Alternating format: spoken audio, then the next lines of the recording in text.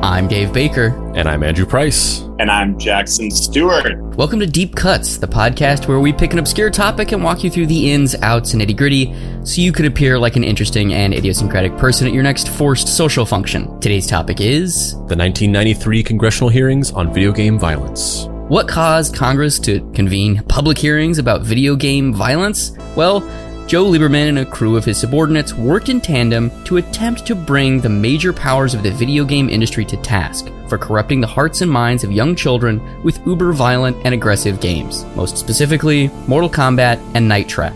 What no one realized at the time was that this crusade would end up eventually fundamentally altering the course of American culture forever.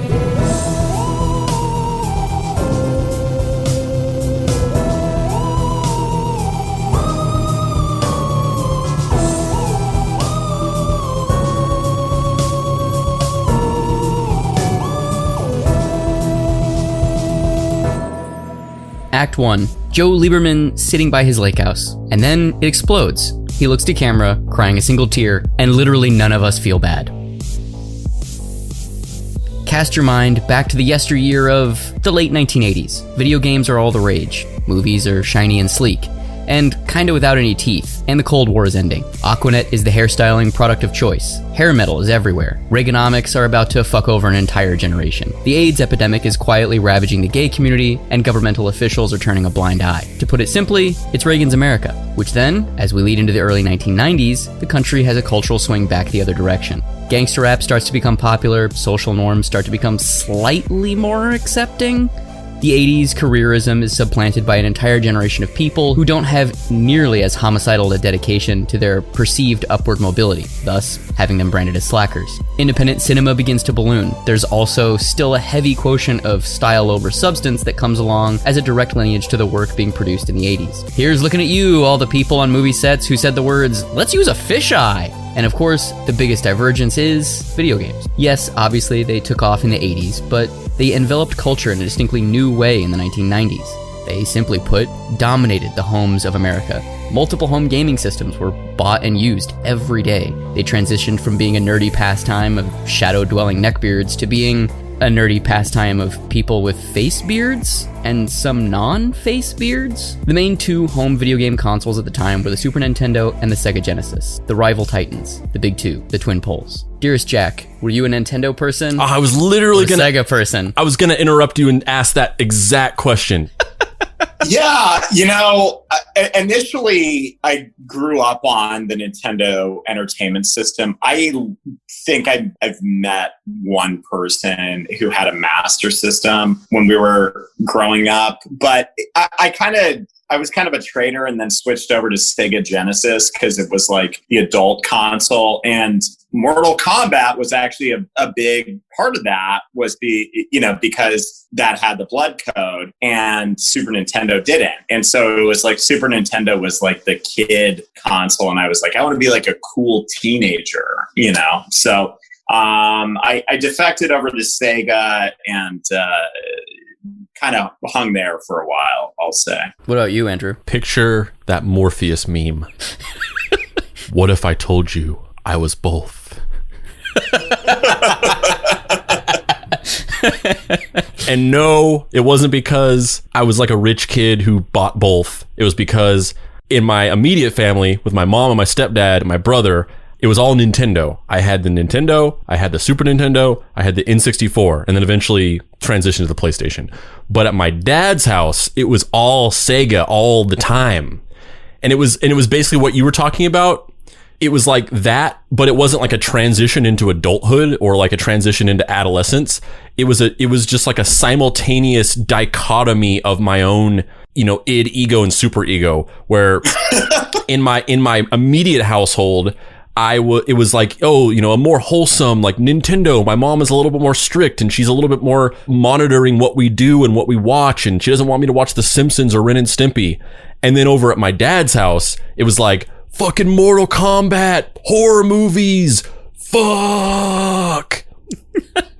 Yeah, it's I mean, I find it really bizarre, kind of like what parents were upset about and what they weren't. I mean, I don't know how your guys were, but I remember like they were fully aware of like you could like rip someone's like spinal column out in Mortal Kombat, and you know, we're pretty unfazed by that. But if I was like watching Pulp Fiction or something, like they were like, you know, my mom was aghast by that. I was like, one of these I'm like actually like killing the person, and the other is just like, you know, watching events on screens. So interesting stuff, I suppose. But yeah, you did a very good job of summarizing the different psychological facets of 90s video games and their specific consoles. Do you guys know about like the controversy behind the digitized actors that did the first Mortal Kombat, or the first one, just the first one? Yeah, I actually know like a ton about this game and kind of video game history, but I know it was like Daniel Pesina, I think is the guy's name. Daniel Pesina, who played, so he played Johnny Cage, Sub-Zero, and Scorpion, and I think maybe Reptile or something. Yeah, he was all of the masked ninja characters, and then Johnny Cage, and he was also the stunt coordinator for the entire shoot. Yeah. And, you know, and then I think there was something with, there was like a rival game, which I'm spacing what it was, but I know he did like an advertisement for that as like a kind of an FU to like the Mortal Kombat creators, because they like paid him way more money to do this advertising. But it was basically like, didn't they try to like unionize or get residuals or something for their likenesses when it became like a... That was basically it, was that these actors who were the original characters in the first Mortal Kombat, which was mostly Daniel Pesina, and then a couple other actors that, you know, the woman that played Sonya, and then the guy who played Kano, and maybe a couple, and then I think a different guy played Raiden, or maybe Daniel Pesina did it, I forget. But at any rate, they kind of realized, they started talking amongst themselves, and they were just like, these guys like paid us like just like one-off like commission fees to do to film these performances to digitize, but they've essentially taken our likenesses and created game characters. Like, I guess they just didn't really think about it that way whenever they sort of agreed to do it, but they realized that they had just gotten paid like peanuts to go for like a day of shooting, but they were turned ostensibly into video game characters, and their likenesses were harnessed and licensed and put onto game covers and put onto arcade cabinets and put onto posters and advertisements and things like that. And then they were just like, wait a minute, what the fuck?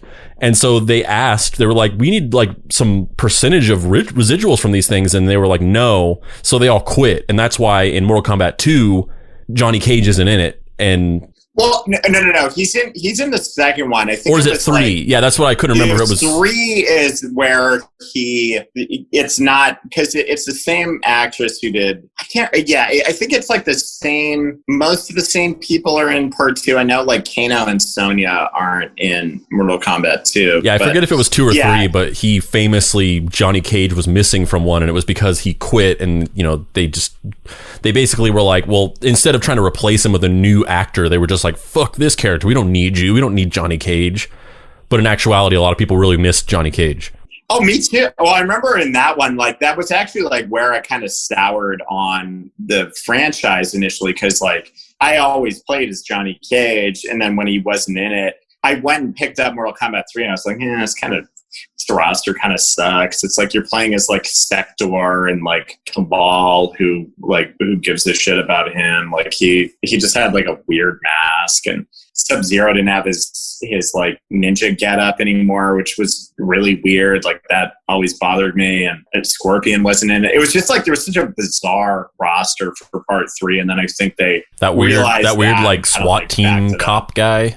Yeah, there was Stryker. Yeah, Stryker, like a SWAT team dude, and it just seemed like so random. Like they were just throwing ideas around without any cohesion. These two previously mentioned companies, Sega and Nintendo, were fighting for the hearts and minds, and most importantly, wallets, of children everywhere. The industry and the country as a whole had been grappling with how to handle adult themes in entertainment for a while. In the 1980s, there was a parents group dubbed Parents Music Resource Center, aka PMRC, which campaigned against the music of what they termed the Filthy 15. Wasp, Madonna, Prince, and numerous other artists were lambasted for potentially corrupting the youth of America. It's interesting to see Madonna and Prince and Wasp.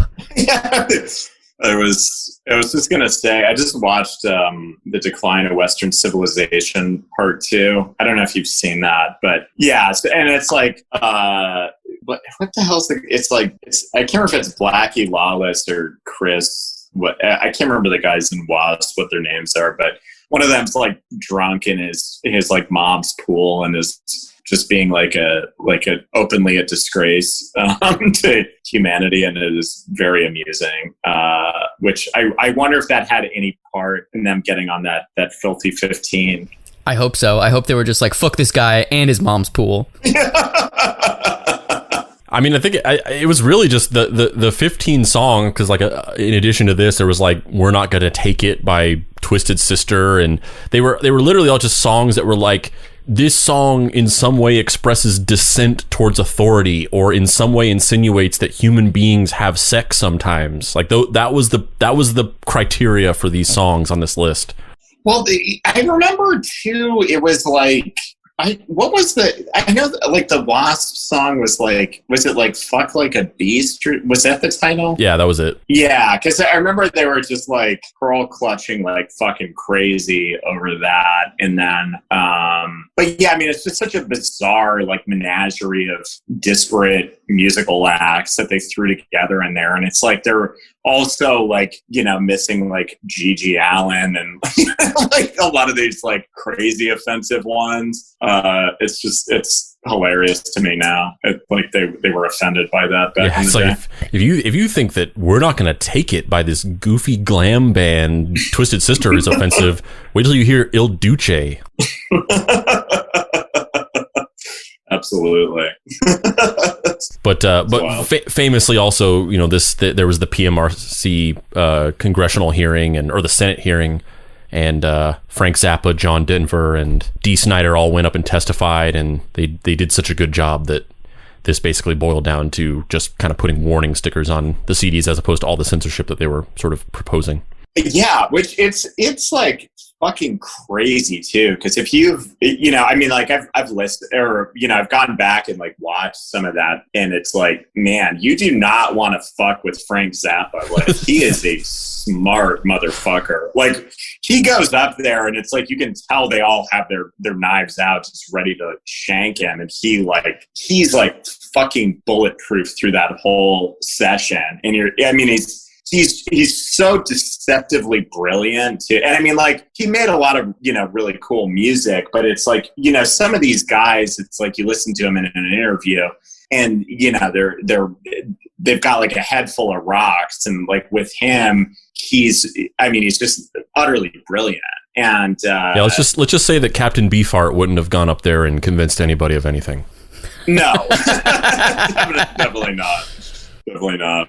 These were echoes of the cries of preserving innocence that has existed as far back as the U.S. has been a country. Here's looking at you, Frederick Wortham, and the mass panic his Senate trials on the juvenile delinquency connection to comic books spawned. Someone out there is stamping a bingo card. Yeah. The PMRC was an organization that was founded by Tipper Gore and Susan Baker. They took these musical artists to task, eventually going so far as to arrange a Senate hearing where the artists in question and the concerned parents could have their views heard publicly. Ultimately, the fallout of these hearings was parental advisory stickers being added to numerous musical albums for being deemed explicit. Despite the fact that this happened during the mid-80s, this topic of how media influenced children would become something of a staple over the next few decades. In one case that's often cited by pro-censorship lobbyists, a young boy burned down his entire trailer home, causing the accidental death of his baby sister. He was playing with a lighter, purportedly, because he saw Beavis and Butthead playing with lighters. The boy's mother offered testimony that this was in fact the truth, and this young man was obsessed with the cartoon Yuckleheads. Numerous cases like this existed all throughout the 80s and 90s. With the ubiquity and democratization of home entertainment like cable TV and home video game consoles, adults were discovering for the first time what their kids were into, and they didn't like it. This goes back to what we were talking about in the Bella Thorne episode, with this cycle of every X amount of time, some celebrity, some young female celebrity transitions out of their Disney phase and makes this big public show of owning their own sexuality or whatever they're doing, and then every single time everybody falls for it and clutches their pearls. This is the same thing, where there's just like every 10 years there's a huge social panic about something, the satanic panic of the 80s, this thing with the PMRC, moms against whatever, I forget the name of that organization, Mothers Against Drunk Driving. Yes, that. That's total propaganda. It's censorship. People should be allowed to drive drunk anytime that they want. I'm drunk driving right now. Right now, as we speak, I am really drunk and driving. Mm-hmm. No, the coalition that was like really in the 70s, who was like really big against KISS and was like, KISS stands for Knights in Satan's Service and all that, and the whole thing where they thought that like playing records backwards had like satanic messages in it. Panic, yeah. Oh yeah. And then, as we're gonna get into, the video game thing in the mid to late 90s, and now it's kind of like, and then at one point it was rap music, and then now it's kind of like overly sexualized music and movies and TV shows. Like, it's just every 10 years there's another thing that happens where it's just the same. They just trot out the exact same rhetoric. It's like a find and replace of what the actual subject is about, but it's all the same bullshit argument. Yeah. I mean, and I mean, the weird thing too that I never see them kind of bring up in this is like, this is probably a deterrent from like a lot of like real psychopaths out there to do this stuff. It's like, oh, well, because they have this game and they can just go do it in there, they don't end up doing it in real life, which is probably the more truthful version of that, is that it's like, because they're able to like get their, quote unquote fix, as it were, it's probably like stopping a lot more of that than it's actually creating. Because, historically, if you look back through it, it's like a lot, it's, like the murder rates have like dropped pretty significantly from like when, I was born in the mid 80s. It's like definitely not as, not that they don't still happen, but I mean, it's a lot lower than it used to be. So I don't know. I have a bunch of statistics about what exactly you're talking about that I've compiled. And in short, just to briefly touch on it, that's absolutely right. And in the history of the United States, the peak level of the highest percentage of violent crime in the country was 1980, and it's just slowly dropped, and then at a certain point rapidly dropped since then. Oh yeah. Well, and it's also too, I mean, it's like there's so many, I mean, like those movies like Death Wish and Dirty Harry and stuff that were being made at that time, it's like they were coming from like a very real place of like fear and panic, where people were like terrified to like walk the streets at night and that kind of thing. And I mean, that is not the case now. I mean, it's like you can pretty much walk wherever at night and not really have to like worry about your safety. I mean, at least that's how I've felt in my adult life. Like I've never once been worried about like getting mugged or what have you, Thanks, Rudy Giuliani. One of the main culprits in the eyes of parents was a video game franchise called Mortal Kombat. Originally developed by Midway Games in 1992, Mortal Kombat was a fighting game that took inspiration from kung fu films and Chinese mythology. The game was created by Ed Boon and John Tobias. The two were originally making a game that was going to prospectively star Jean-Claude Van Damme. However, this fell apart, and the rest, as they say, is history, which is partly why, if you squint, Johnny Cage bears a strong resemblance to old JCVD. The game was centered on a mythical plane of reality in between dimensions that once every 100 years would call fighters from various planes to battle for the fate of the multiverse. The game was hyper-violent and relished in its gruesome viciousness. Think the not-safe-for-work version of Street Fighter. 1992 was the year where things took a big turn. The video game company Acclaim launched a $10 million ad campaign to promote the already best-selling video game Mortal Kombat. Mortal Kombat was unignorable. No matter who you were, where you lived, or what level of involvement you had in video games, you knew about Mortal Kombat. By '93, the video game industry was estimated to pull in close to $6 billion a year, having come back from the horrific crash of the 1983 recession that almost destroyed many of the top dogs in the field, including Atari.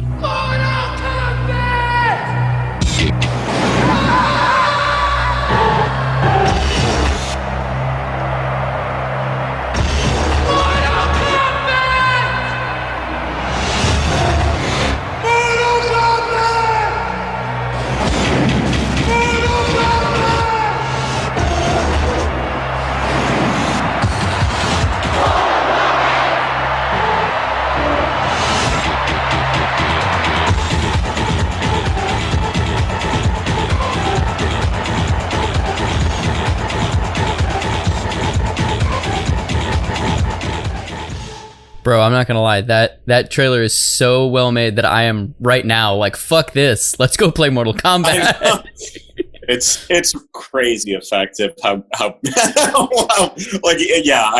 would go drive to an arcade right now if they were open and it was not dangerous, and probably drop $10 on that thing. All from a company who previous to this was most known for making pinball games. Before we leave that trailer, I just want to describe it a little bit for the viewer or listener since they couldn't see it.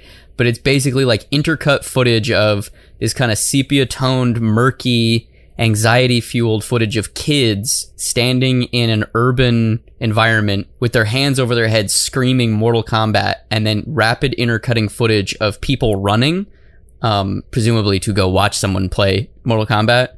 But it has this real sense of energy and sense of menace to it, which I don't know that I see many commercials made that way now, where it's a video game ostensibly marketed at children, but not really. But the movie, the trailer itself looks like a movie. Like the trailer itself has a real cinematic quality to it. Dave, that was actual footage of Rudy Giuliani cracking down on crime in New York City.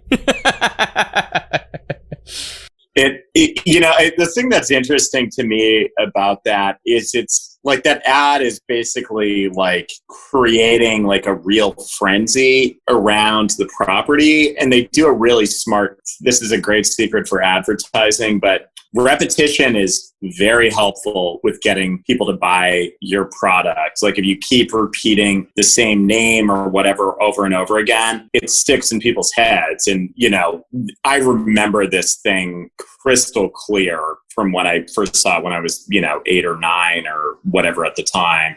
And it's like, oh yeah, the commercial is exactly how I remember it. It's like the people like pumping their fists, screaming, them like running through the streets to like get their copy of Mortal Kombat. And then all the like awesome game footage of them breaking boards and, fucking hitting people with fireballs. And yeah, it's like, how could you not want to play that? It's highly enticing. That's a really good point to make on Deep Cuts, the podcast that takes you through the ins, the outs, and the nitty gritty, so you can appear like a more interesting and idiosyncratic person at your next forced social function. But that's a really good point though, Andrew. In a similar way to the fact that this is Deep Cuts, the podcast where we pick a topic and walk you through the ins, the outs, and the nitty gritty, so you can appear like an interesting and idiosyncratic person at your next forced social function. I guess it's also, we should talk about the fact that this game got released on both platforms, the NES and Sega Genesis, and that the only real difference is that in one, which you mentioned previously, Jack, that on the Sega there was a blood code, which means you could put a code in, and every time somebody punched each other, there was blood. No, Dave, that wasn't the only difference. The other way bigger difference is that on the Genesis, it had fucking blast processing. It's true. Which, as much as people make fun of that was actually a real thing, which is why Sonic was like so fucking crazy and frenetic. It's because there was like some weird like data burst that like the Genesis could do that for some reason like the Super Nintendo couldn't. The Genesis had the blast processing, which is what you were talking about, but they branded it with this extreme title. And yeah. And then Super Nintendo had I forget what it's called, but Super Nintendo basically had the technology in it where they could create the like parallax scrolling backgrounds and things. Yes. Yeah.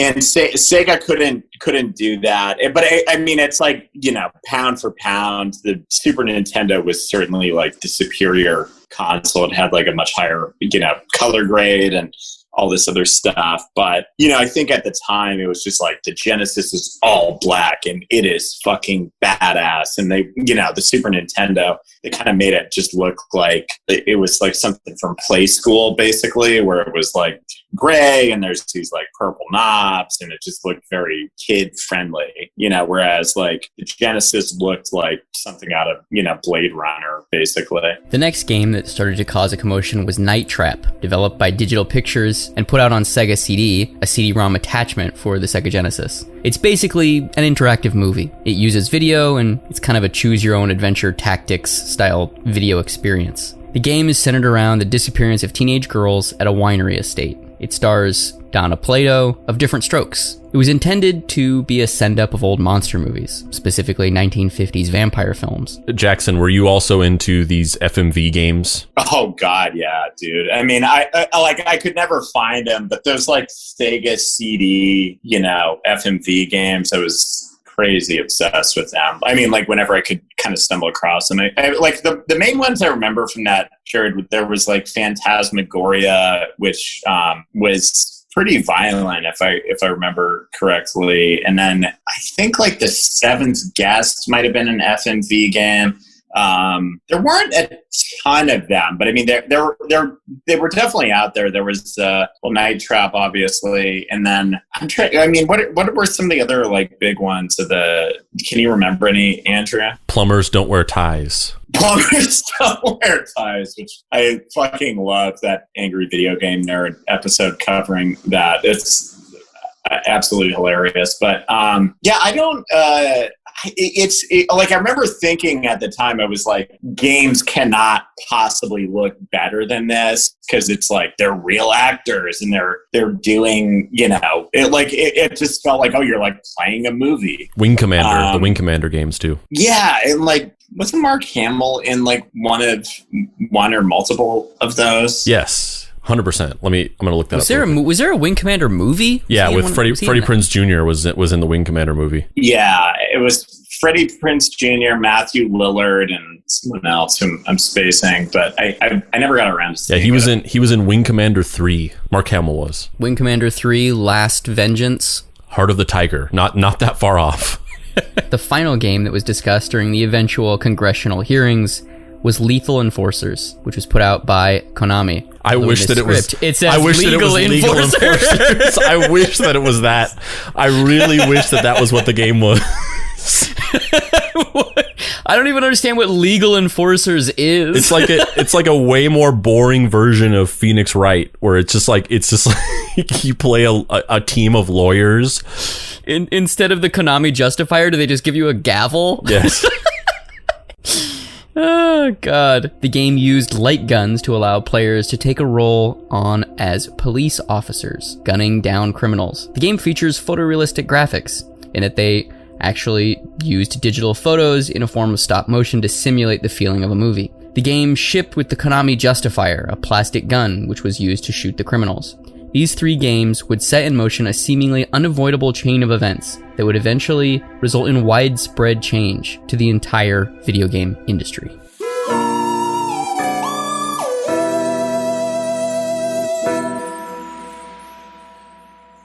Thanks for listening to this episode. You should definitely go like the Facebook page for the Deep Cuts Pod, because we do lots of cool video content on there that you'll be sure to like. Also, please join our Facebook group. That's Deep Cuts Podcast on Facebook and the Deep Cuts Podcast Facebook group. Also follow us on Instagram at Deep Cuts Pod.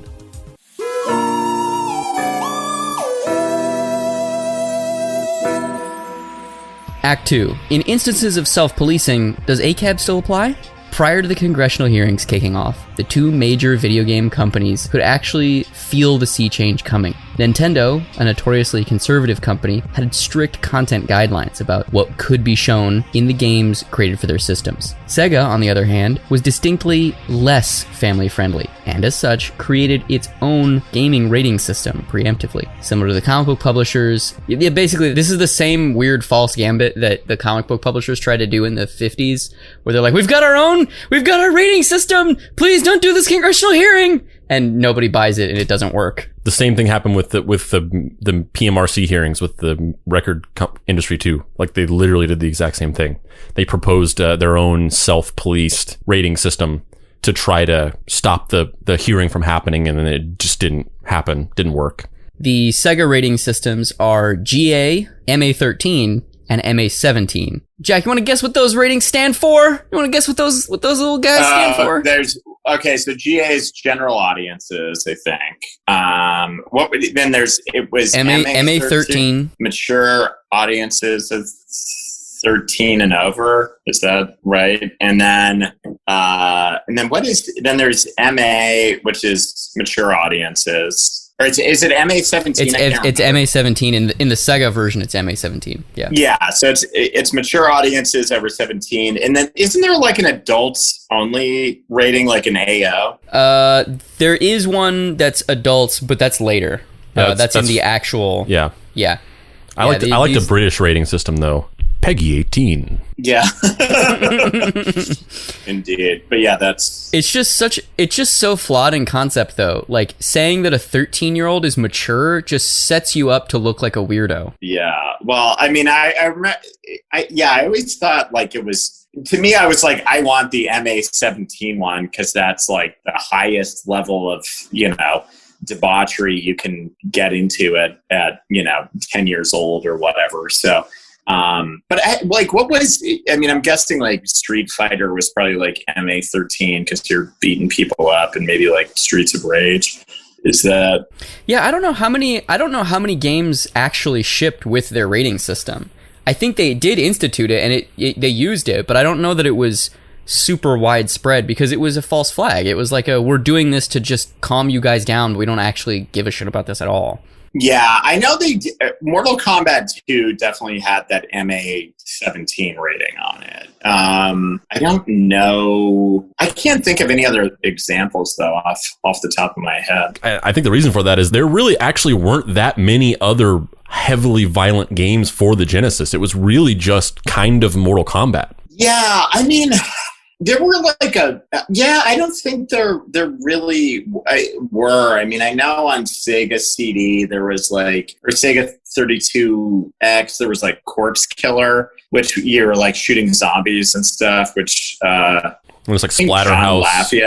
Well, Splatterhouse was around that. Splatterhouse 3 actually has some like shit in it that's way more disturbing than Mortal Kombat. There's like this early puzzle, or there's an early bit in the game where your wife gets these like boar worms put in her, and they're literally like eating her intestines from like the inside and making their way up to her brain. And if you fail like the time trial, she just has this like massive like bulge in her head and her eyes are all white. It is way more fucking disturbing than ripping some guy's spine out in Mortal Kombat. It's so fucked. Spooky times. That's what I have to say about that. Spooky times. Too spooky for me. These were all instituted in the spring of 1993. Nintendo, however, didn't like these ratings. They thought they were confusing and made video games seem less child-friendly. The eternal debate that pops up in these situations time after time is, does media influence us, or is it a reflection of the world that we live in? Does television violence lead kids to be more violent? Do video games make these children even more violent because they're living out these fantasies and controlling characters committing these horrible actions? Yeah, so I wanted to tie these things to some numbers because, I mean, I don't think we're definitely not the first people to compile these numbers, but in doing research, I time and time again saw this sort of sentiment that I totally agree with, which is that, interestingly enough, and maybe we'll talk about this more later on, but interestingly enough, this whole discussion about violence in video games and violence in media and its effect on society has weirdly transitioned from a conservative talking point to a liberal talking point. And back in these old days, the conservative talking point was that it was like corrupting children and it was causing violence. Whereas now it's sort of transitioned into this liberal talking point of how the normalization of these things in media has an overall ripple effect on society as a whole. Whether there's validity to either one of those arguments, I'm not necessarily saying it's 100% wrong, but I do think that it's important to take a step out of an emotional place and take a more objective look at what you're talking about. And in that sense, there's literally thousands of studies and data aggregations around this because it's been such a hot button topic for decades. So there's tons of studies and tons of correlations to look at. And so I've sort of compiled some stuff here. Video game sales and number of games produced start to rise in the early 90s, around the time of the congressional hearings that we're talking about. And then they explode in the mid 90s around the release of the PlayStation and N64 through the early 2000s with the release of the PlayStation 2, which is the highest selling home console of all time.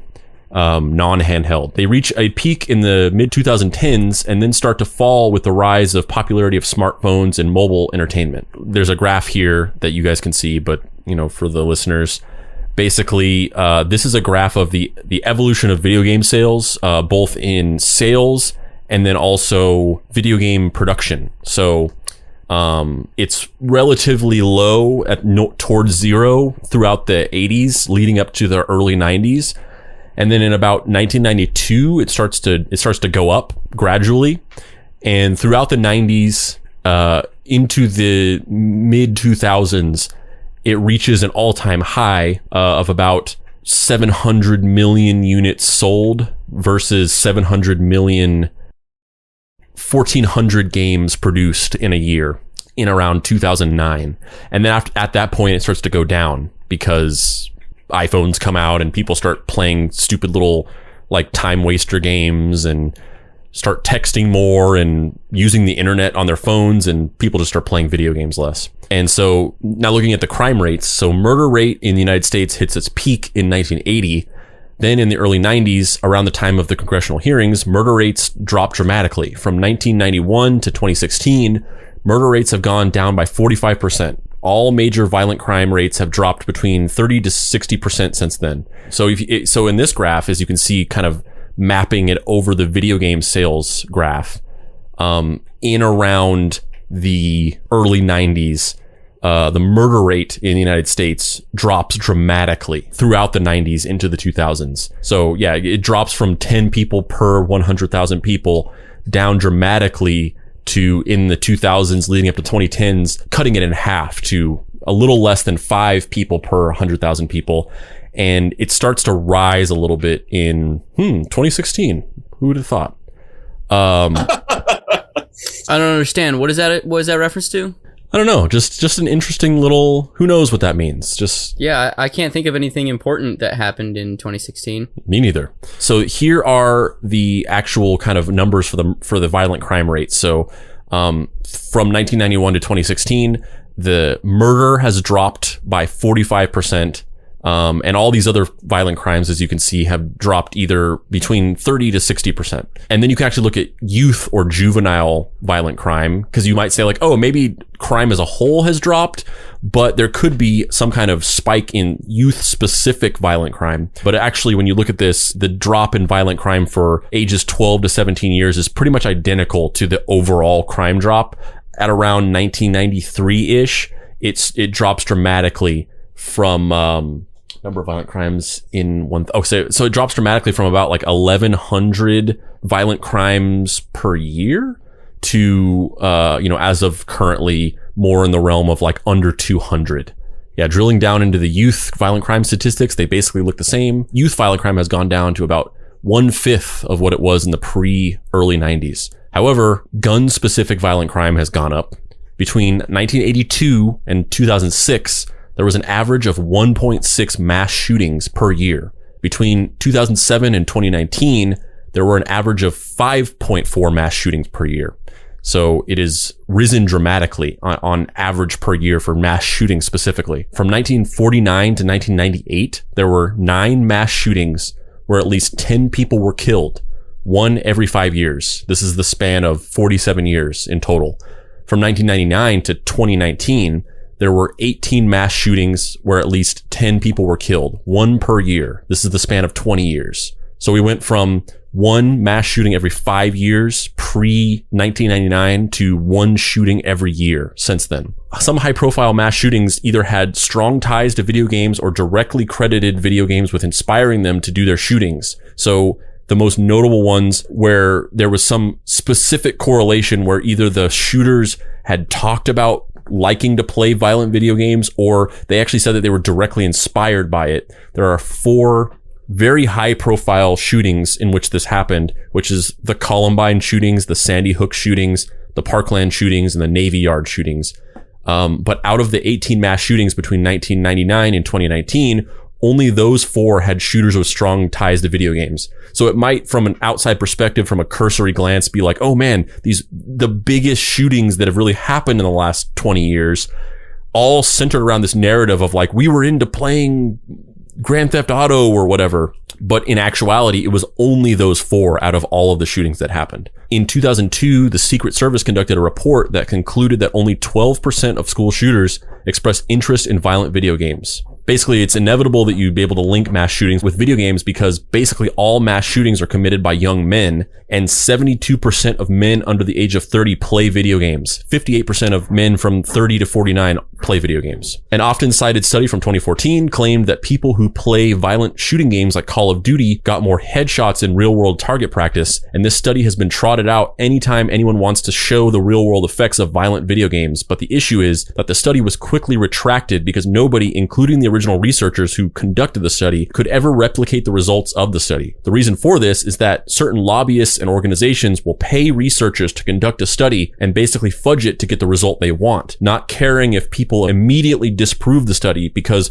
once the original study is out there, it can be circulated and used as evidence and people won't care or even know that it was later retracted. Which is so weird because it's like, that's almost like, you know, to use an in vogue term right now, it's like, that's almost like the precedent for quote unquote fake news. Because it's like and it's interesting because it's like I've heard so many people who've like been in the research world kind of say similar things where it's like a lot of times scientific data, you know, it's very hard to when they're like doing like a certain experiment or a hypothesis or whatever it might be, you know, you get like a pretty set outcome and there's like variables and whatever that you can throw in there. But so many of these things, it's like they're basing it on, you know, like a handful of people. And a lot of times it's like they're just cooking the books, which is just so fucked up and shitty that they're,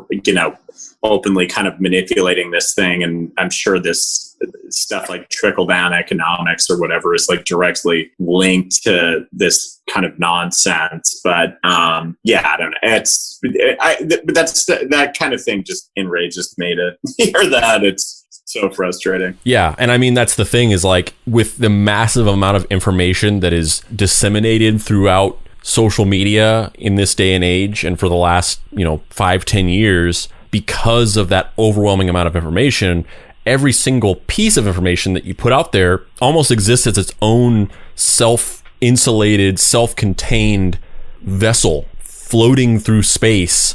And, people encounter it, as it travels through space. And it really, in the way that information is disseminated, it really doesn't matter, the context of it. Because in what I just read, a retraction to that study could be released the day after, but it doesn't matter because it's almost a separate thing in terms of what that is trying to accomplish, the narrative it's trying to propagate. It's just like once you put it out there, it's out there. You've blinked a reality into existence because for the people who read it and want to believe it, it's going to become truth, and nothing outside of that isolated piece of information matters. Yeah, 100%. And it's just so, and it's also too, it's like there's so many preposterous correlations you could easily make for that kind of thing. It's like, oh, I noticed all the killers had like a steady diet of carrots in their, in their diet. So therefore carrots are causing them to go insane and want to commit mass shootings. It's just like the complexities of the human psyche cannot be boiled down into like these overly simplified, just sort of like, boogeymen that they kind of like roll out every couple of years where it's like, oh, they did this and therefore this is the case. It's like, there's almost never a 1-to-1 ratio on that kind of thing. I mean, it's like, I think the one thing you could probably make the argument about is it's like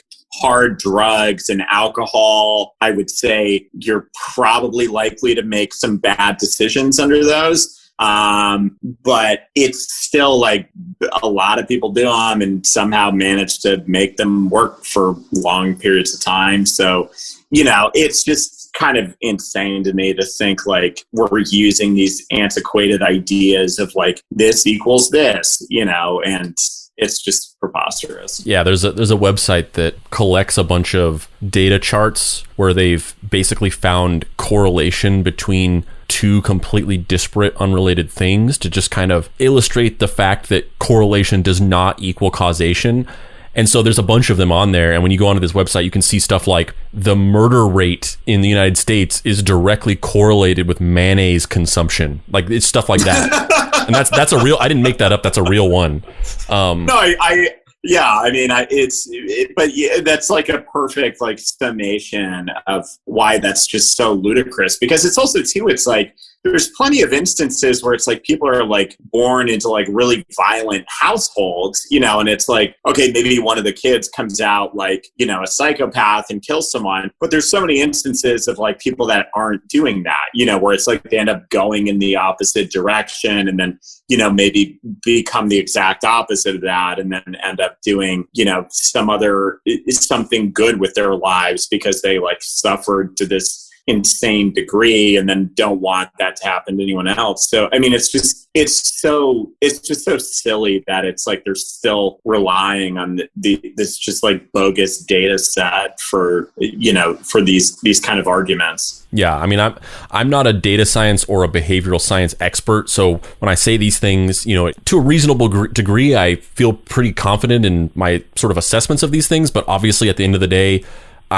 I'm not an expert to be able to sort of make these assessments and have them, just be objectively true or even to some reasonable extent commonly accepted.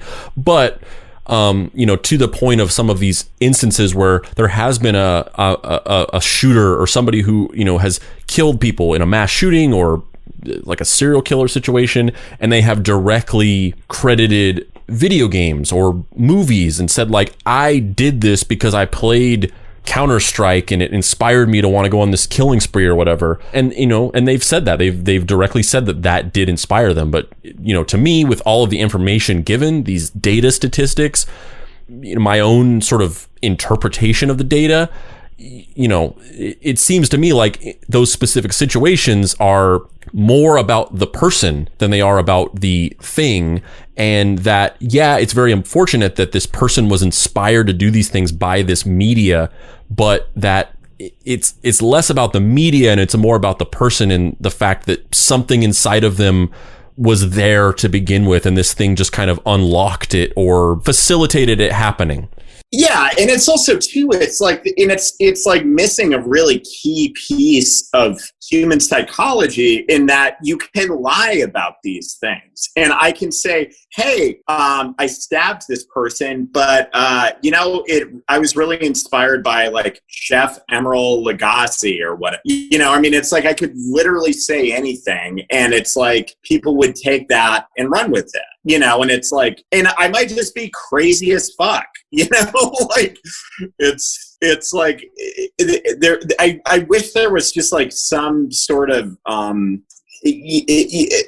attempt to to kind of like put like that under a microscope of like maybe this person's like intentionally deflecting this in the way like some of the notable politicians of the moment are doing, and like saying basically sending people on wild goose chases to distract from like real goals they have by just saying something preposterous, and then everyone goes and chases that for a bit. Meanwhile, they're like doing some nefarious shit behind closed doors that they don't want you to know about. So it's just it's completely crazy. Yeah, I mean, famously, Ted Bundy in the few years leading up to his execution, during his like final time of being captured and imprisoned and getting put onto death row, he started talking with this evangelical preacher, and he basically came out with this narrative that he sort of worked with this preacher, you know, to craft.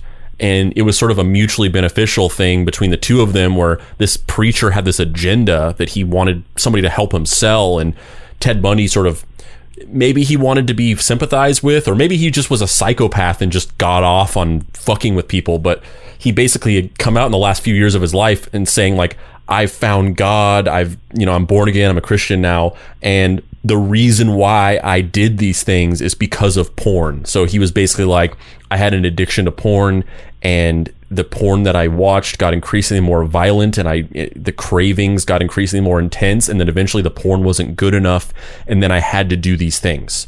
And, you know, that was this preacher wanting to have someone help him further this anti-porn agenda that he had personally, and it was Ted Bundy, either, like I said, some last-ditch 11th hour gambit to get sympathy or plead insanity or something like that, or he was just like actively fucking with people, and, you know, even to his grave, wanting people like not wanting to acknowledge what he did, you know, to keep that from the victims and the families of the victims and, you know, society at large.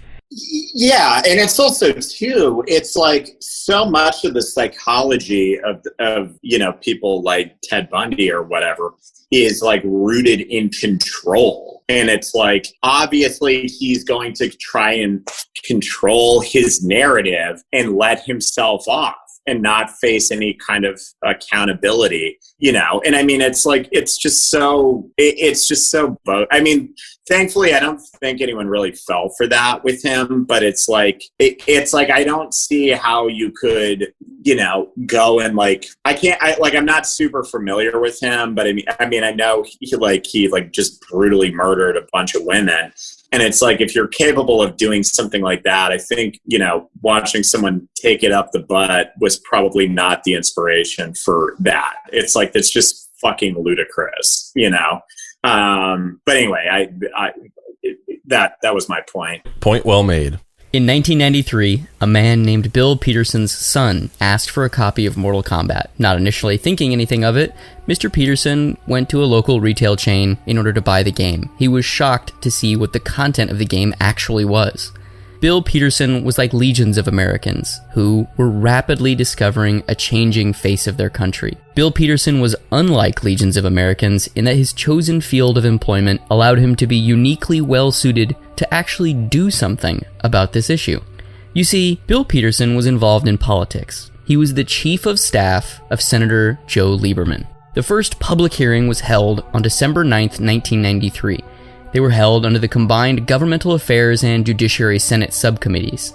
The presiding senators were Lieberman, Cole, and Byron Dorian. Hours before the hearings began, joint representatives of the video game industry announced that they would endorse and develop an industry standards rating system. But this didn't stop the panel of witnesses from being called to give expert testimony to the gathered senators, throngs of onlookers, and television cameras.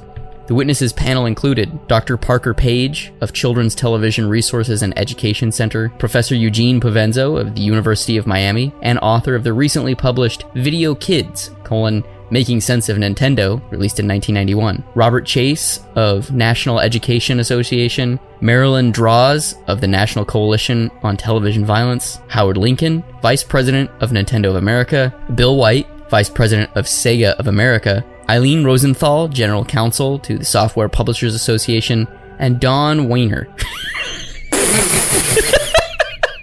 No way. Like from Welcome to the Dollhouse? Yeah. And Don Weiner, Video Game Software Dealers Association, and Craig Johnson, the President of Amusement and Music Operators Association. The truth of the matter is that Lincoln and White used the hearings to attempt to point their fingers at each other and play the blame game for the industry's failure. Bill White was not as successful as Mr. Lincoln. Lincoln was a commanding performer and gave rousing speeches, and ultimately made compelling points that Nintendo almost exclusively made children's products and so should not be held responsible for the topic at hand. White came off a little bit more like a kid in detention. I'd like to ask both Mr. Lincoln and Mr. White the following question. As you move and expand your business and move into the adult market and create product for the adult market only and sell it in your stores, adults come to buy it, do you have any way of guaranteeing the American people that their children aren't going to see it? No. Mr. White? No, we don't, Senator. All we can do is work with the mechanisms that are available to us, and that's what we want to do through this industry-wide coalition. And that's why we're so pleased to see the VSDA here. So that there's no way in which we can feel comfortable that the kind of material that some of us might think doesn't belong on the market at all isn't in fact going to get on the market and then be viewed by children. Well, Senator Cole, it's similar to the motion picture. Yes, it is. Yes, it is. I understand. I understand what you're saying. Yes. I just want to clarify so everybody understands where this all leads. There's an interesting difference between Sega and Nintendo in this matter in that we have moved ahead with CD technology using a CD-ROM player as an interactive entertainment device. We have Sega CD on the market. We've had it in the market since November of 1992. Nintendo does not have a CD-ROM device. They continue to focus their marketing efforts against children. We have recognized that the interactive entertainment market is far larger than just a children's market. The demographics of our Sega CD player, which are 60% adults, suggests that that is the fact. And we would like to see a rating system that will allow us to develop games for that broad array of players, but give the consumer the information necessary to make an appropriate decision for his or her family. All right. Do you want to say something, Mr. Lincoln? Well, I didn't realize that the hearing was focused on market share. I thought we were talking about regulation of violence, but my colleague must think differently. Let me say this. The biggest problem we have here is in a rating system is try to figure out some way of enforcing it. And you, Senator Cole, as a former retailer, I think understand that as well as I do, being a businessman.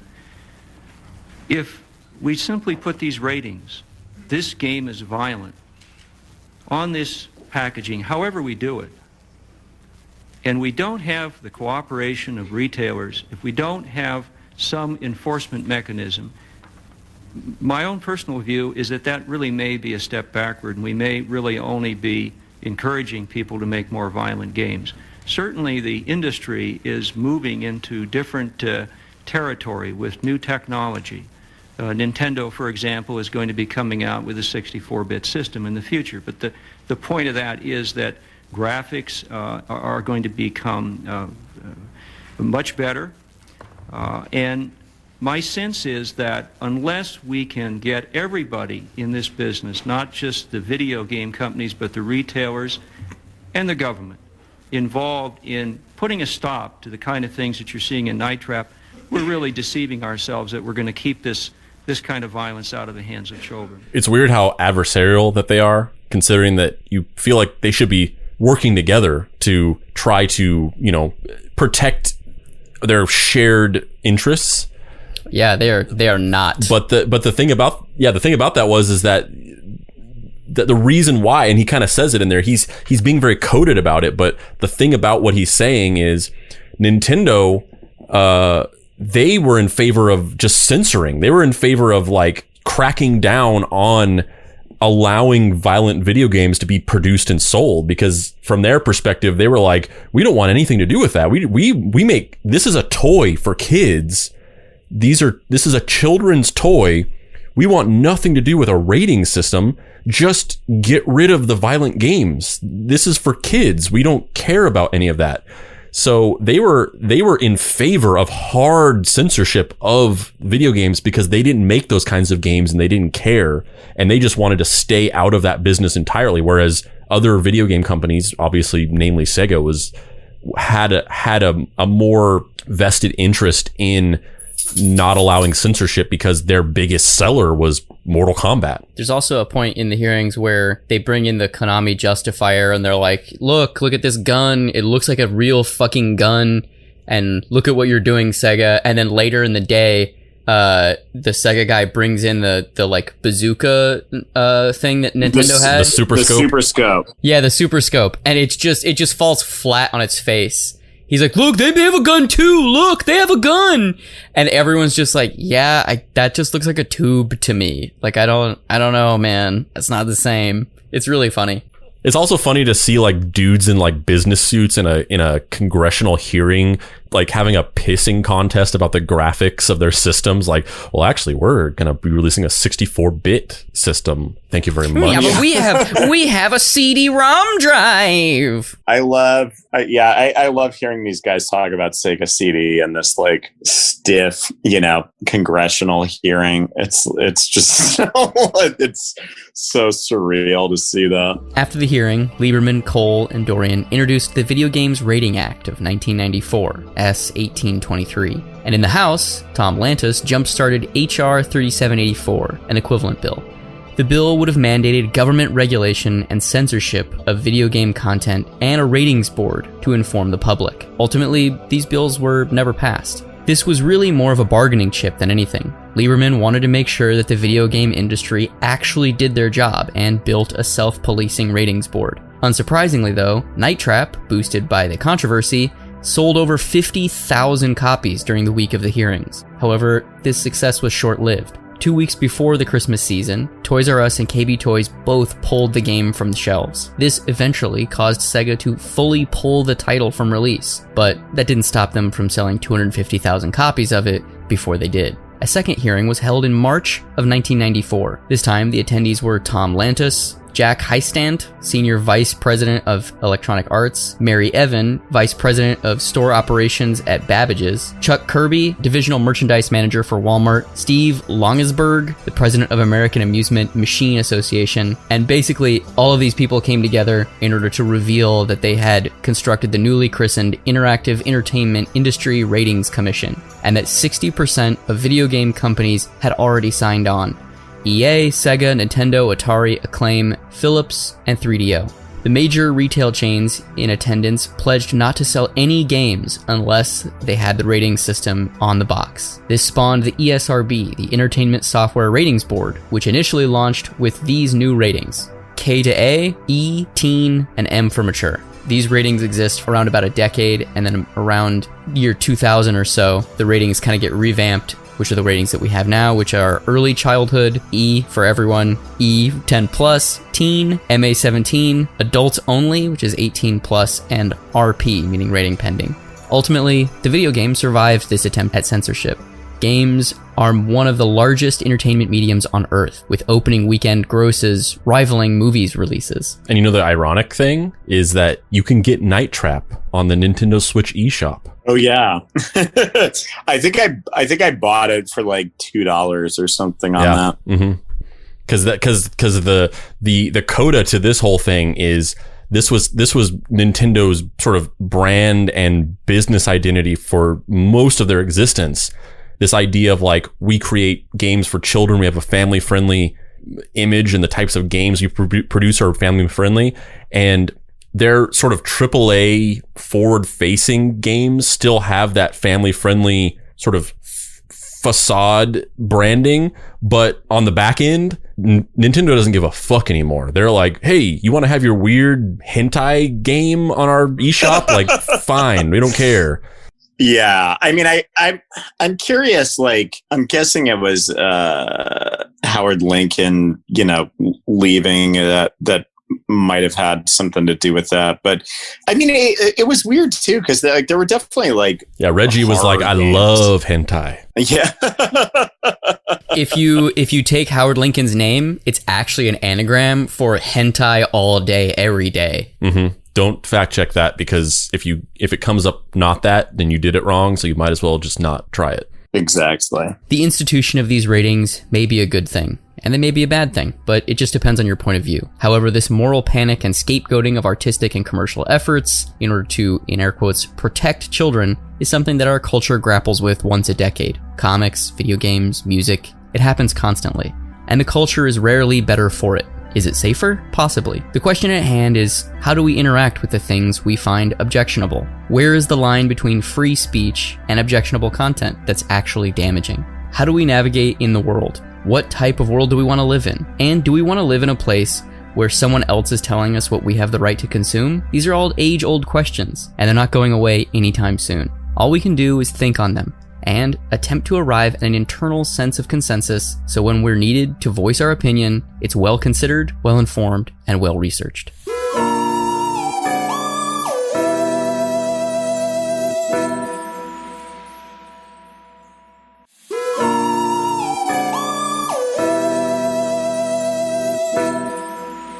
Act 3. If a joystick breaks in the woods, do you blow on it? I actually recently had to do that. We were playing Nicole's old N64 up at her mom's house, and it wasn't working, and I pulled it out, blew into it, and put it back in, and it worked, and I was like, yeah! It fucking works. No matter how many times people say that doesn't actually do anything, it works. Well, yeah, and the reason is because it's creating it's acting as kind of like a conduction base for the electronics in it. And I mean, what you're technically supposed to do is dab it with rubbing alcohol. I don't really know anyone who ever did that, and frankly, it seems like a giant pain in the ass. But for these games being as old as they are, it's I'm sure having been blown in dozens and dozens of times, it seems like they're all still fucking working. So I don't know.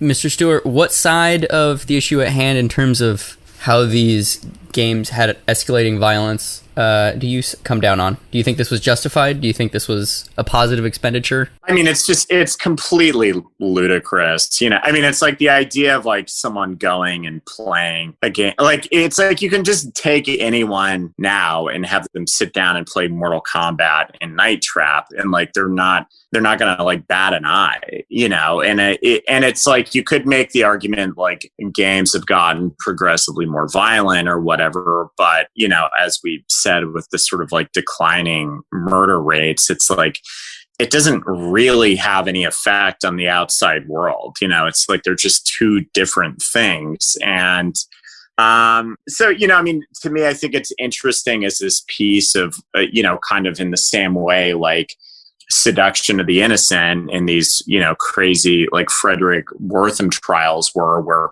people were, so enraged by this thing, and then over time revealing how silly and ludicrous it was.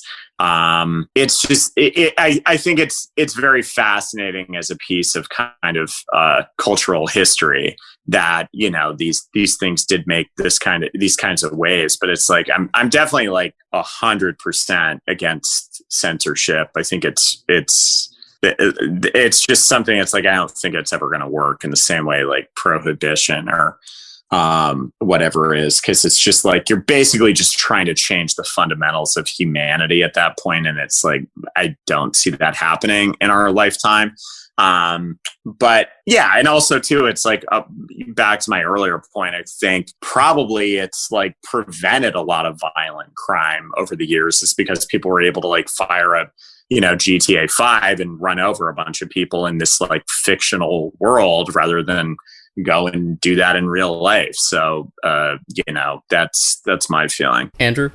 Yeah, I mean, the data and statistics that I read is all that speaks volumes. I'm looking at that data, it's undeniable. It's it's inarguable. The one thing that I could, the one possibility of what you could maybe say is that the existence of these hyper violent video games or just hyper violent media might activate or trigger certain types of people with pre-existing dispositions towards certain types of violence, certain types of aggression. And you could say that this type of violent media, might have some role in activating those behaviors in certain people. But that's such a slippery slope to saying because of these isolated incidences where this type of media can trigger certain people like that, we should censor or ban this type of content. That's such a slippery slope of where's the line? Where does it end? I remember whenever I was working at Super Deluxe, we had done this, we had a bunch of animators that would do a lot of these weird abstract animations that would just be weird stuff. The company was supposed to be this really hip kind of almost Adult Swim for the internet type company. And in that vein, we would do just these very abstract pieces of content. And I remember that for like National Women's Day, one of the animators had made this animation where it was this really like terribly animated, like CGI giant woman that was like stepping on men, just walking down the street. They had shot like a plate shot of some neighborhood in LA, and then they had just composited these like sort of rudimentary like CGI animations of this big woman in like a bikini just like stepping on men. And it was just like Happy National Women's Day. It was just like that was the type of weird shit that they made. And we received a message, this literal manifesto from this person who said that this video had like caused them to spiral psychologically into this like emotional place where they were, threatening to like go out and like start killing women, and then they were going to commit suicide and all these things. And it was really dark and scary. And, just from a legal perspective, they decided to just take the video down because they just this random social video that we posted just didn't seem to be worth the trouble of this really dark thing, this dark message we got, even if it was just fake or satirical or somebody just fucking with us or whatever. It was a very easy decision to just take this video down. But, aside from that, like I said, it's a slippery slope. This one person who had this very dark reaction to this video, does that justify that artist should not be able to express themselves in that way because of one isolated incident of a very negative reaction to it? I don't personally think so. I don't think. Yeah. I mean, to me, it's like, it's just so... I think a lot of times these like one-offs or whatever, like this person who, had this like insane reaction to this, you kind of have to assume they're like in the minority, and to me, it's like, I think most people are pretty capable of like watching, content and, discerning being able to like control their behavior over it. Who knows what's up with that guy? But I mean, it's also too, it's like, I do think certain things, like if you make something and you decide you don't like it later on, like, and you pull that from publication or whatever, like if like an artist is doing that, I still don't think that's like great, but I'm a little more okay with it. Like, I think Stephen King did that with that book, Rage, which is like about a school shooting. And he had it pulled from publication. I mean, you can still get it. It's like there's copies floating around, but something like that, I sort of understand. Like, I don't really agree with it because I think like once it's out there, you should just maybe leave it. But I don't know. I do have sort of like mixed feelings if it's the artist who's choosing to do that, that's all. It's a tough, it's hard to like, cause like you're like, as you were going through that, you kept being like, yeah, but then there's like this weird thing where you can't quite stabilize the log. If you're standing on the log in the water, like you can't quite stabilize it. You're always like, oh, but there's also this detail. And it's like, it's a very complicated issue, and you might have a very overall opinion on it. Like, my overall opinion is I don't think that things should be censored in that way because they might be triggering to certain isolated incidents of people that are inspired to enact violence. But that's fucked up and scary that could happen. But I don't necessarily think that means that it should be censored because there's such a slippery slope to that. But then also, like, it's scary. So you kind of keep turning around in your mind over and over again. Yeah. And I mean, it's like, I think we're like, you start leaning on the kind of irrational, or just like irrationality in general at a certain point, because it's also too, it's like, we could easily, each of us, go and get in our cars and then, accidentally kill someone in a car accident. But is it likely? No, but I mean, it's possible. It's sort of like, it kind of like moves into that area very quickly. And that, your log analogy is 100% spot on, because it's just, there's so many variables. It's like you can't really. I think the bottom line is like you cannot control other humans' behavior, no matter like what you try to censor or, you know, let out into the sort of cultural zeitgeist, you know. And I think you can choose whether to remove something you've made if that's how, you know, if you feel really strongly about it, like maybe how, you know, George Lucas did with Star Wars, where he was like, okay, I don't want my theatrical cuts of this out anymore, and you're just sticking with the special editions, and that's how it is. But I don't know. I mean, it's just I think it just gets out of control so quickly if you're trying to manage something like that. Yeah, that's kind of, there's an interesting dichotomy to me, because these conversations around censorship are, the core emotion is preserving innocence, and the methodology of questioning has a very primal sense of bizarre innocence to it in and of itself. Like when Senator Cole says, can you promise me that nothing bad will get, you know, these video games will never get in the hands of children, these violent games, can you promise me that it'll never happen? It's like, no, motherfucker, like that's not how the world works. Like, Jack, the thing you said about driving a car is so apt, because it's a perfect one-to-one of like, yeah, you don't plan on killing anybody, but living in the world, unfortunately, like, I don't want it to be this way, but it's dangerous and it's bizarre and there's unforeseen circumstances. It's fucking chaos theory. Well, and by the way, too, it's like, let's take a poll of literally anyone who's fucking killed someone in a hit and run accident or a drunk driving accident and ask them if they plan to do that day. I mean, it's going to be, there's a fucking absolute for you. That's going to be like probably a 0% or pretty damn close to it.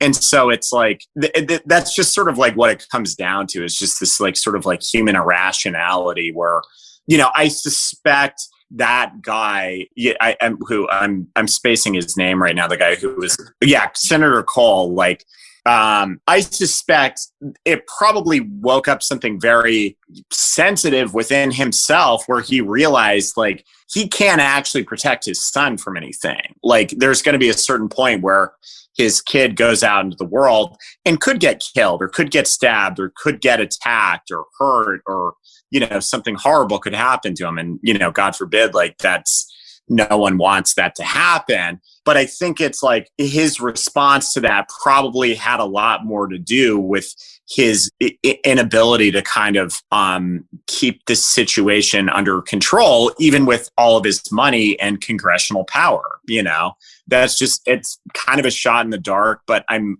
willing to bet that's the real, you know, to throw a nice little pun in here, the real genesis of why this stuff happened. So, yeah. Let me ask this then. Do either of you think can you think of a game that you've played that definitively did cross the line? Like something where you're just like, oh, this is too far. Ugh. I'll just jump in real quick.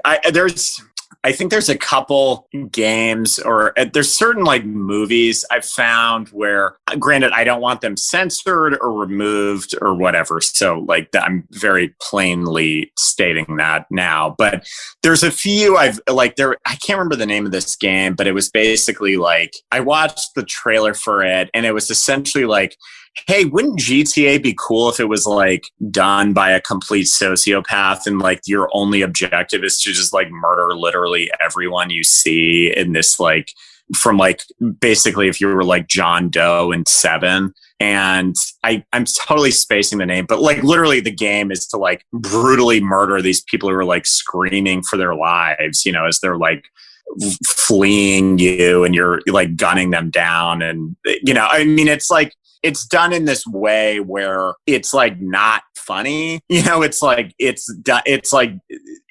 in a way where you're like, I'm seriously worried about the people who made this because they seem like they're fucking psycho. On a counterpoint to that, there was actually like, back when I did coverage in my early 20s, there was like a handful of scripts I read that, like, reading them, you were like, I sort of want to call the cops on this person because this is like reading like this like serial killer like manifesto. Like, this seems really fucked up and disturbing. But I don't know. I mean, it's also like, You can't just start that and then go away. Well, what were the movies? What was one of them about? Do you think he remembers the coverage from his early 20s? There was one. There's two things. So there was a movie that I'm not going to say the title, but it was very low budget, and it's like watching it, I kind of got I understood the vantage point of people when I'm like, oh, I like horror movies, and then they're like, what? Like, oh, you're fucking weird. Because I watched this, and it's like these guys were like the leads of it. And it's like in the menu for it, I think they were like torturing some girl, and like, I mean, it was just like this weird, like fucking like creepazoid, just sort of bottom of the barrel, like nonsense. But I was like, oh, you're like watching this for like you're like masturbating to this. Like, this is just really fucking weird and uncomfortable. It was just one of these things where it's like, oh, wouldn't it be cool if like we made like natural born killers, but like we didn't have any of the like satire or nuance or sort of like emotional depth or intelligence in that, and just made it as like a masturbatory fantasy of like murdering a bunch of people. It would mainly just be like that kind of thing. You know, Dave, I'm sure you're probably aware of some of these movies. Maybe you are too, Andrew, but they don't tend to, thankfully, they don't really like get much of an audience, and they just seem to kind of like die on the vine after having, you know, a little bit of controversy. But I mean, stuff like that, it's like, I still think it should exist if the person makes it and, you know, gets it out there. But I'm also like really not a fan of that kind of thing. So, you know, I just use my discretion as an audience member to not watch it, basically. And I kind of leave it at that. And if other people like it, then fine. They can do whatever they want. Like, what's that game, Andrew, that we were talking about a couple weeks ago? Is it called Custer's Last Stand? Custer's Revenge. Oh, yeah. I mean, that was. I forgot about that. That was pretty much the one I was going to say. I pretty much have an identical response, basically, with variations in the specific games or movies. But I don't personally want to censor anything. There are definitely movies and video games and things that I see or that I either watch or kind of hear about, and I'm just like, this is not my thing. Like this is too far for me, or like this makes me feel really uncomfortable or whatever. And you know, I basically, sometimes I maybe watch it out of morbid curiosity, or sometimes I don't. And ultimately I just kind of want nothing to do with it. But if it's out there and exists, I don't think that because I don't personally like it, it should be censored or whatever. I mean, there's a handful of things. I think that this is, well, first of all, Custer's Revenge, like it's an Atari game, so it's not like graphic or anything like that. It's literally just like little blocks moving around. But conceptually, it's a really fucked up concept. It's a really fucked up concept for a game. It's this game where the point of the game is to essentially, you're General Custer, you're fighting Native American warriors, and the goal of the game is to get across the screen and then rape an Indian princess. And I don't want to play that. I have no interest in playing that. That is like, why? The game isn't actually fun. It's just blocks moving around. So really, back in the day when that game came out, the point of it was that people played it because they just got some kind of sick enjoyment from the concept of it. And that's disgusting to me. I want nothing to do with that. That's which, I mean, it's also too, the thing that's so weird about that is it's like, I think if you dared all of us to come up with the most like fucked up concept for a video game, it would probably have a hard time reaching that. And that, when was that game made? Like in the 70s or something?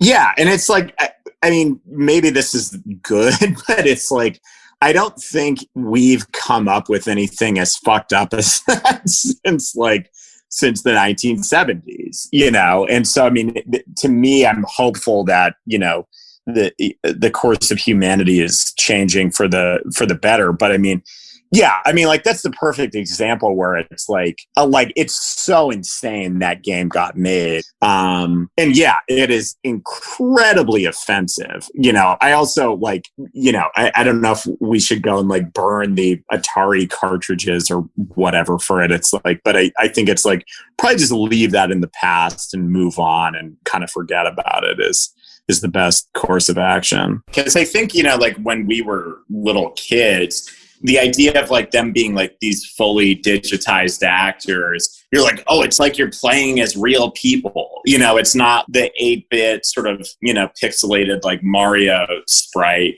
where it's clearly an artist's interpretation. This was like, oh, these are real actors, and you're like ripping this guy's head off. And I always felt like I was kind of getting away with something playing that game, and it was fucking awesome. Like I loved that.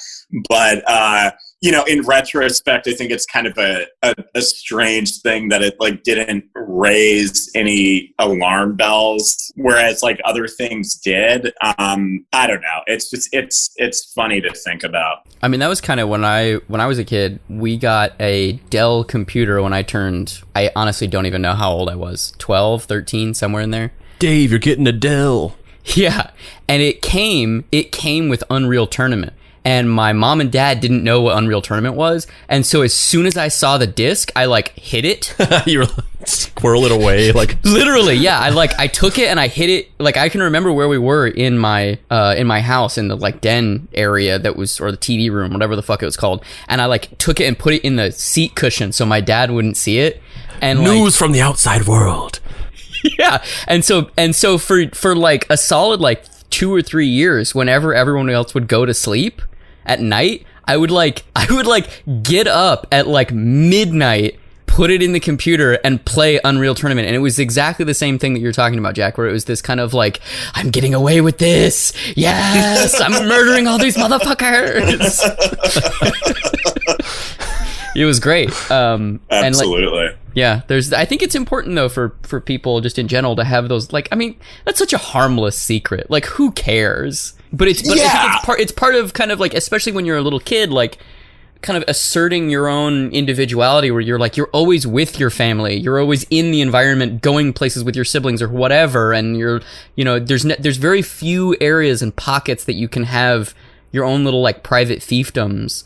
And absolutely, 100%. And also too, it's like, I mean, the way, you know, I mean, I think we're all like roughly around the same age, but it's like the way you'd kind of get, you know, culture like filtered through you was basically like you were like breathing through a straw underwater. I mean, it was so hard to get anything like you could connect with, you know, because it was basically just like get 40 channels if you were lucky enough to have like cable TV, most of which were not directed toward you. And, you know, you'd get maybe like 1 to 3 movies a week from the video store and like maybe a video game rental. And that was really it. And then you just sort of had to like get lucky here and there and maybe get like half an hour of content, you know, per day.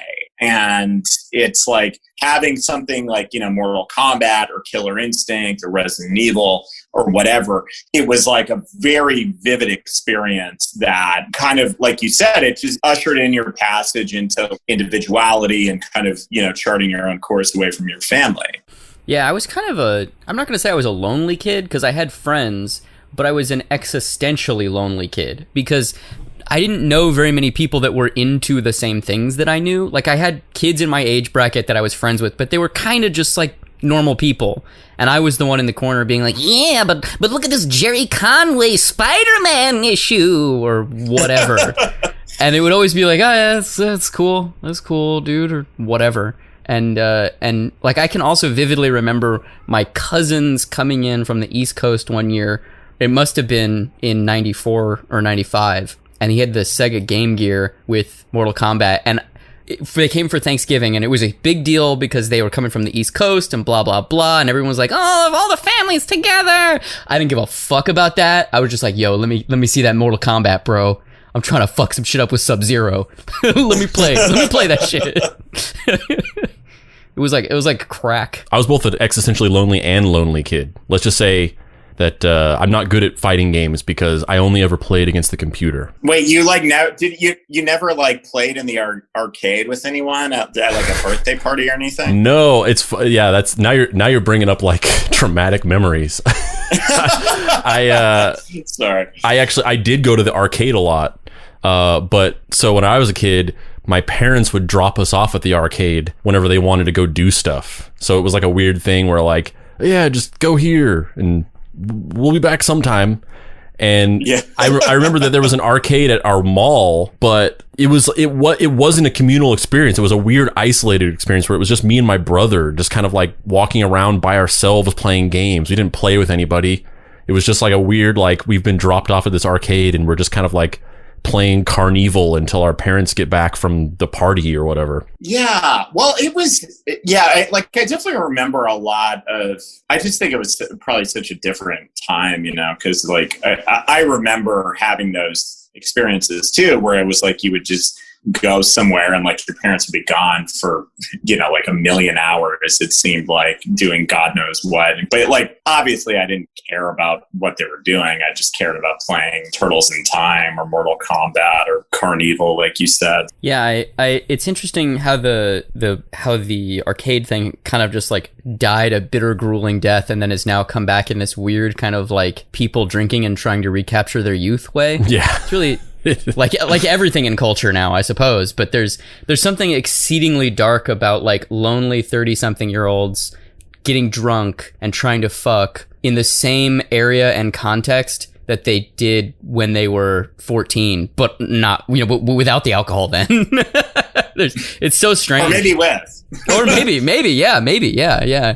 It's so strange. Yeah, it gives me the exact same feeling as I got when we went and saw Ready Player One that one night. It's just like somebody mining our like existential longing for a simpler time to get money out of us.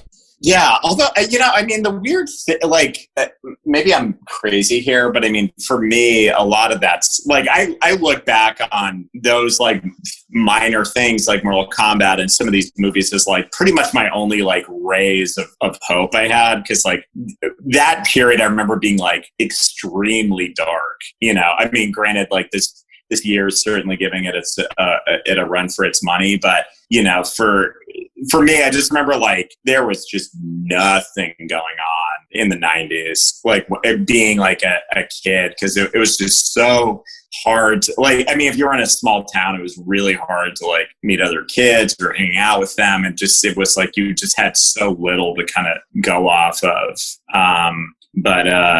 Yeah. Did you, segueing in topic to a little bit of things about you just as a person, did you play a lot of VHS games? No.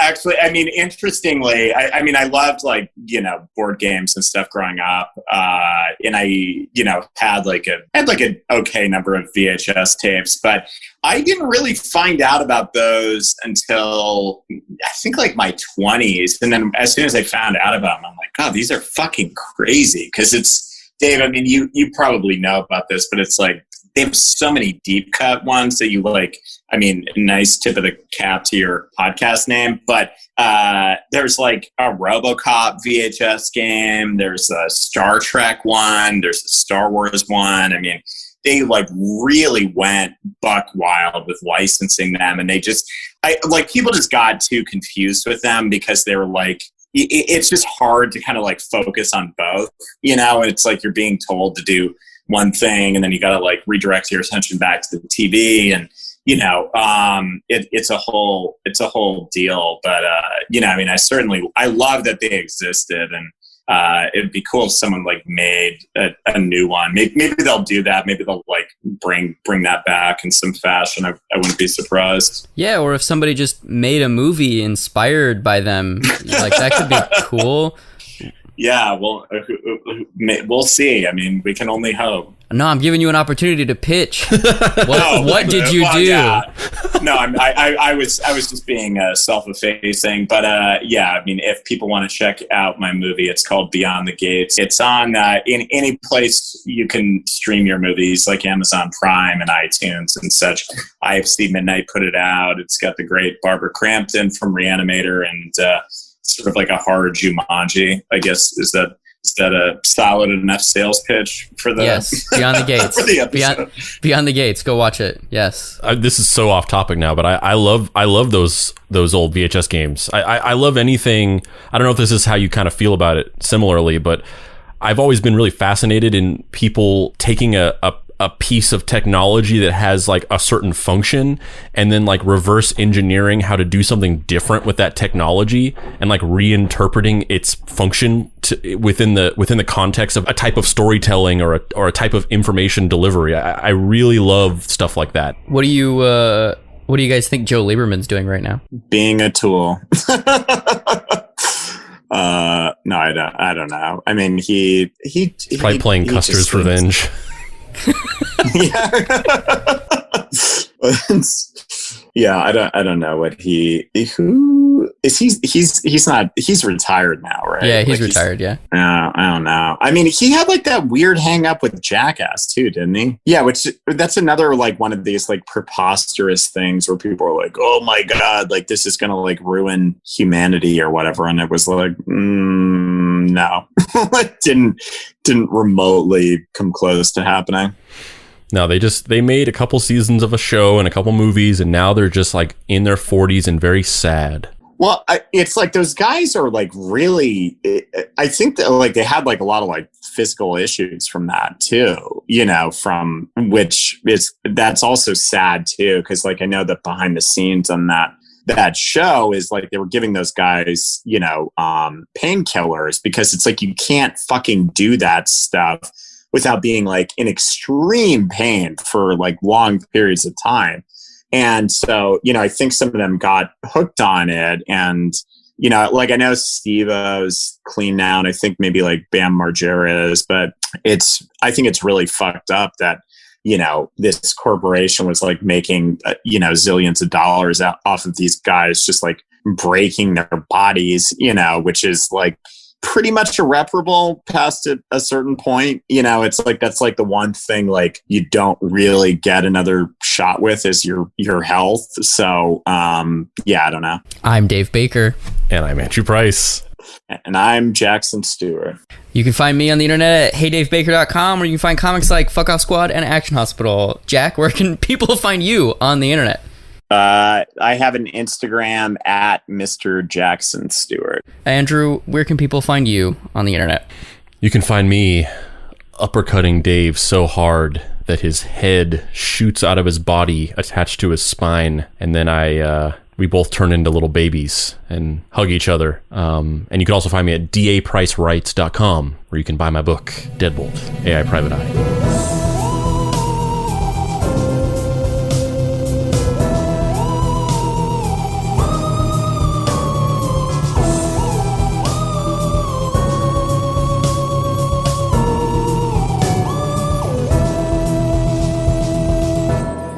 Deep Cuts is a production by Boy Genius Media. If you'd like to find this show and others like it, please visit boygeniusmedia.com or deepcutspod.com. If you want to join in on post-episode discussions, please join the Deep Cuts Podcast Facebook group. Finally, subscribe to our YouTube channel for additional video content. The incidental music for this episode was created by D. Catalano, whose music can be found at wekeepoddhours.bandcamp.com, and the Deadboy Detectives, who